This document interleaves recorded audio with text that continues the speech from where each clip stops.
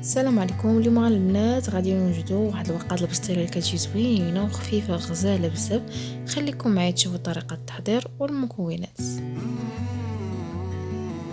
اللي اول مره كتشوف القناه دير جيم بيان سور الفيديو الا عجبها وتابونا معنا وما تبخلش عليا بابوني وما نطولش عليكم. بنات هنا سمحوا لي راني ما صورتش باش كنخوي الكيسان اللي غنقول لكم دابا.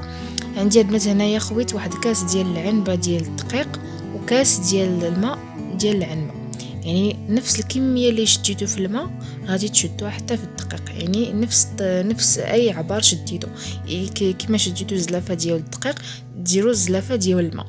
ولا باللي كنتم الخليط شويه باقي ثقيل تقدروا تزيدوا واحد شويه ديال الماء وتعاودوا تحركوا. انا هنايا غادي نحركو مزيان بهذا الفوي، ولكن غادي نديرو في مونينكس يطحى ليا مزيان هنايا غير باش ندير مزيان دوك الحبيبات باش ما يبقاوليش.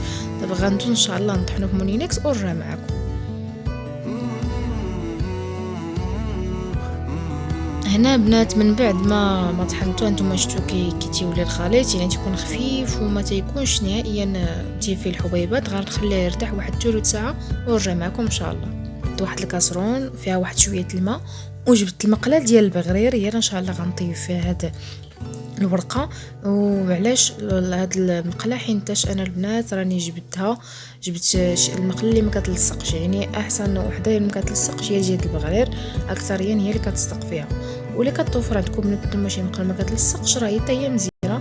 انا بيت صراحه ندير مقله كبيره ولكن عرفتها كتلصق ليا، يعني من قلت من الاحسن اني ندير في هذه المقله باش تكون تعطيني نتيجه.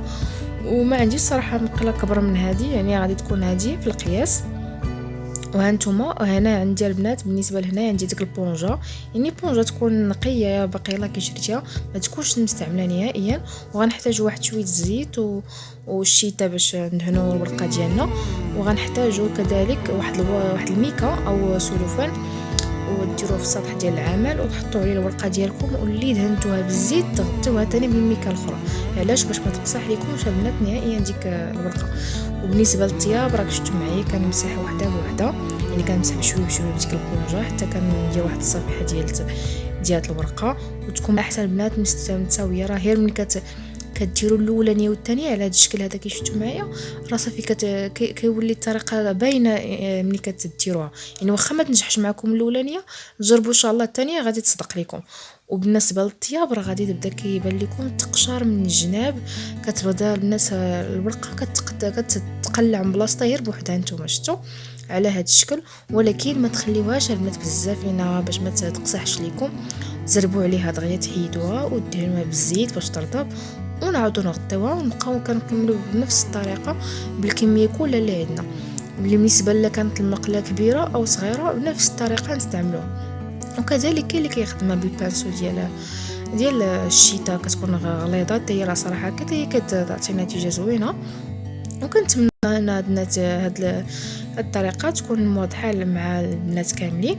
هي قلت لكم البنات نصيحه ان المقله ما تكونش كتلصق نهائيا باش ان شاء الله تنجح معكم هاد الورقه وما تقدروا تولي عندكم معتمده تقدروا تستعملوها في البريوات مالحين او حلوين.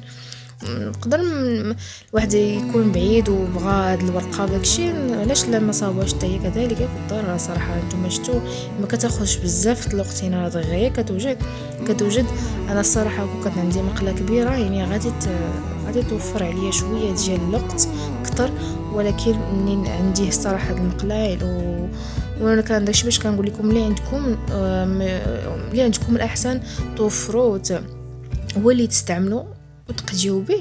علاش لا ميمكنش ماشي بالضروره نمشي نشوفوا حاجه او نقولوا علاش خاصنا نستعملوا بهذه الطريقه، خاصها تكون عندنا هذه وهذه. واخا تكون عندك صغيره تقدر تستعملي كتكون غزاله. وصاوبنا هاد المكونات بسيطه عندنا موجوده في الدار البنات، وواخا المقله صغيره ولكن كتعطي نتيجه زوينه اللي تكون المقله البنات ما كتلصقش. كنتمنى ان شاء الله نتلاقاو فيديو اخر، وبيان سور ما تنساونيش بلي لايك ولي زابوني البنات الجداد. ونتلاقاو فيديو اخر ان شاء الله اللي غادي نديرو ديال المحنشه. غادي نعمرها بديك العقده اللي صاوبنا. وتهلاو في راسكم والسلام عليكم.